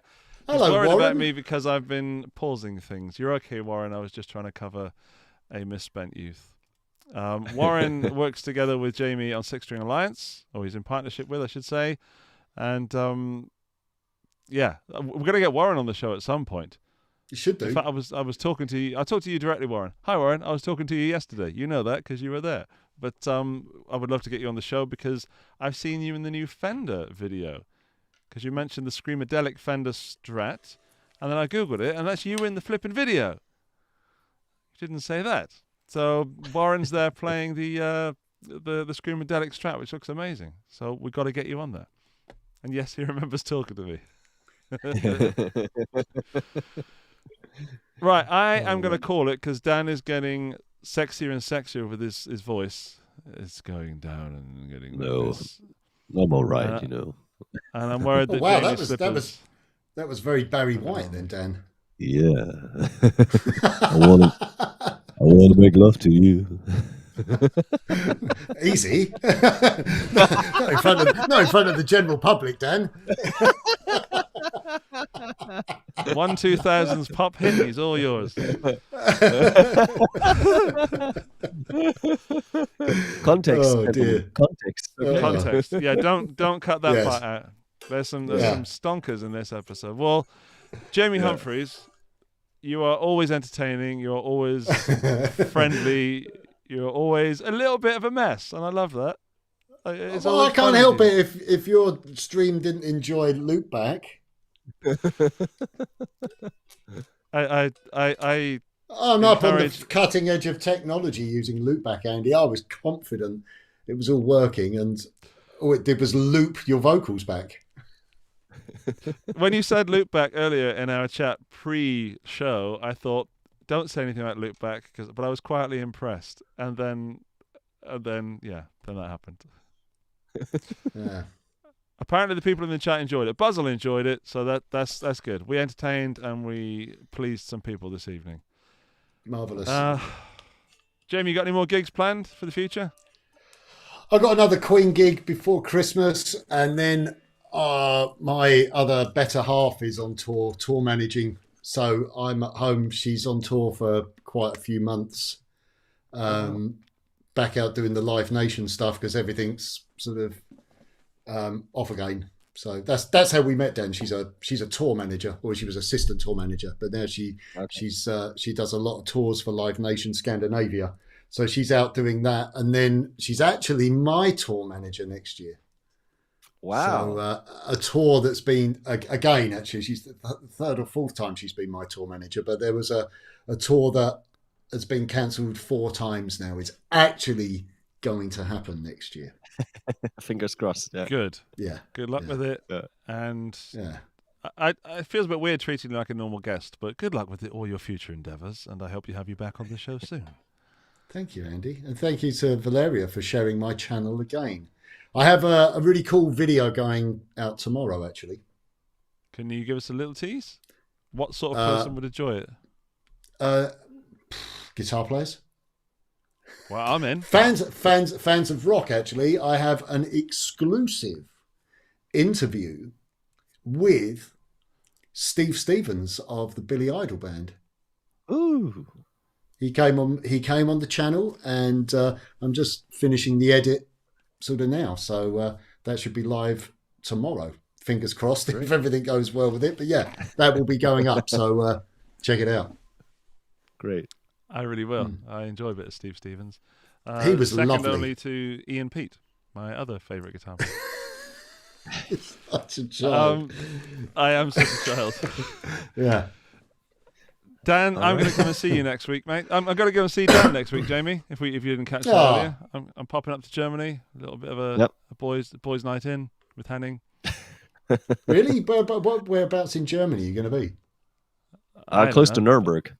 Close to Nuremberg. Is there like a show or am I No. We're just secret checking out secret stuff. Yeah, the secret stuff. Ooh. Secret Ibanez. Oh, So, I'm going to be in Germany in December, actually.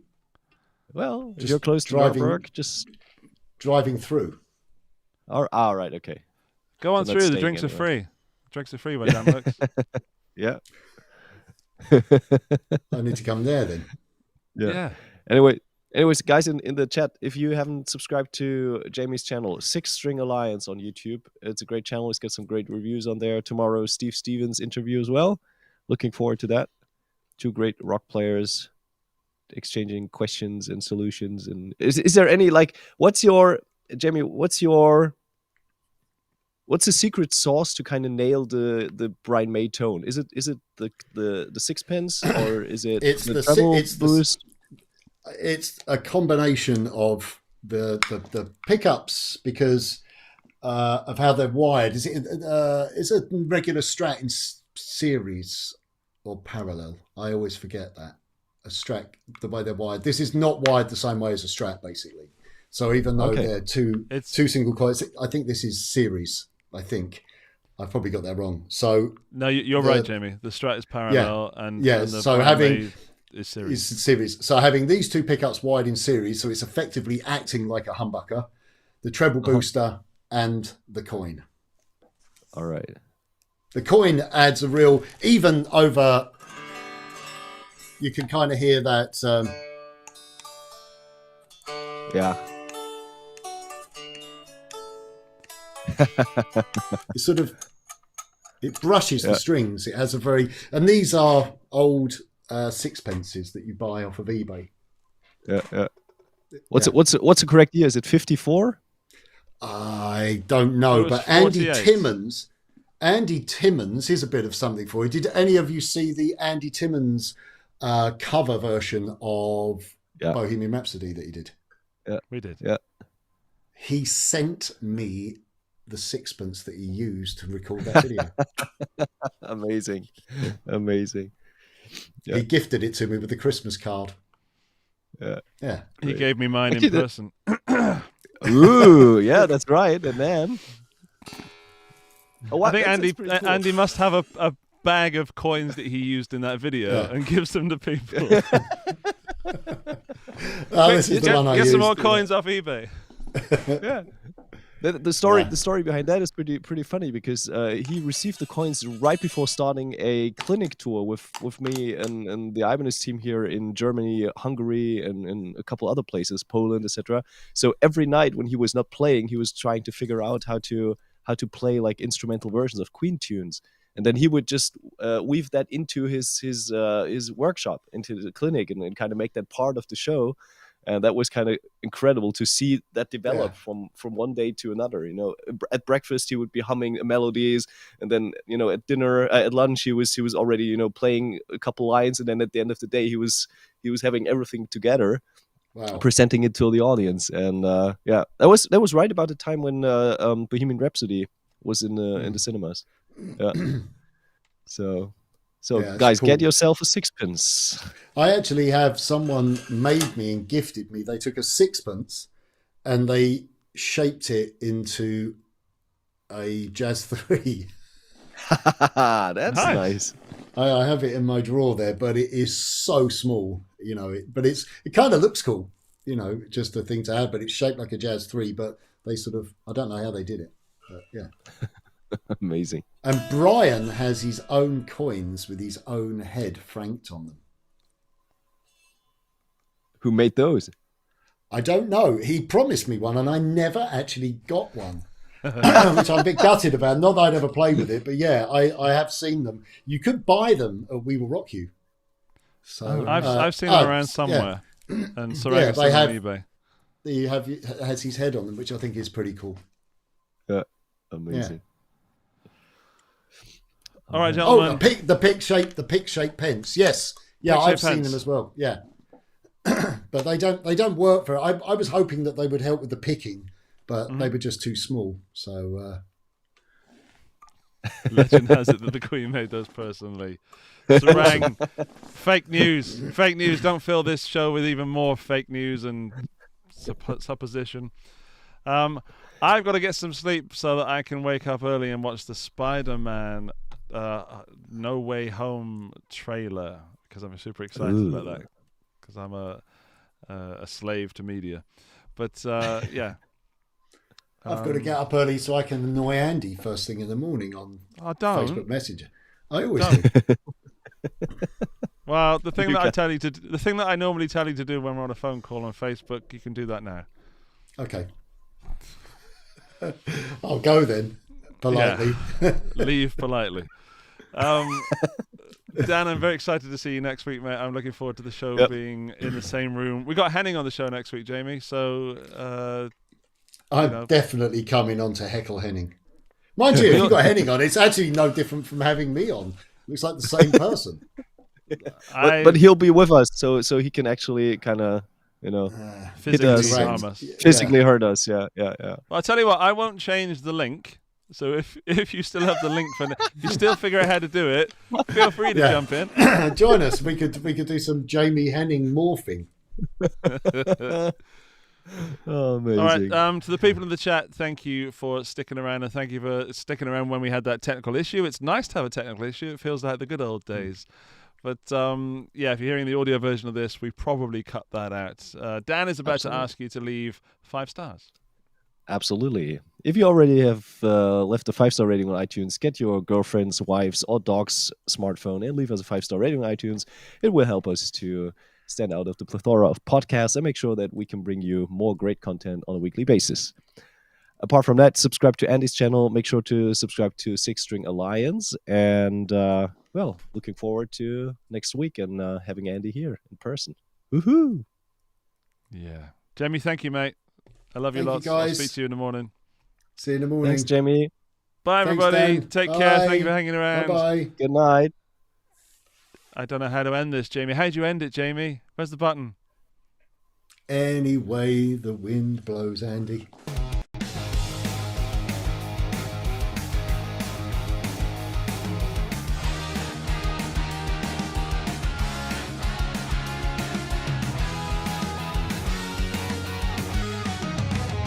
Guitar Stories Podcast, your #1 show for everything.